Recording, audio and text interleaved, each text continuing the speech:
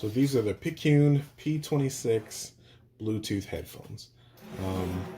These particular ones are in rose gold.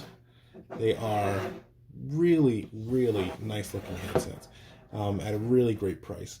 If you have a younger child, I think these are a great start before you go spending hundreds and hundreds on Bose or Beats.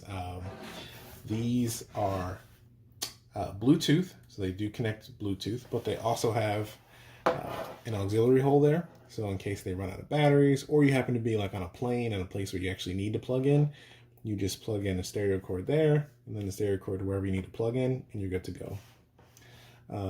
Mini USB for charging, and then you've got the on-off switch. So cut that on. You'll see the blue light comes on there. Let you know you're on. There's also a little blue light here as well. Super plush on the inside. And as you can see, they just stitched in a little R and an L on each side. But super soft, super nice.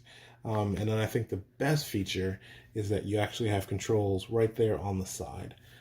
So you'll see the light is there, so you're on. And to skip forward or back, not a problem. To turn up the volume, you can do that from here as well. Up and down.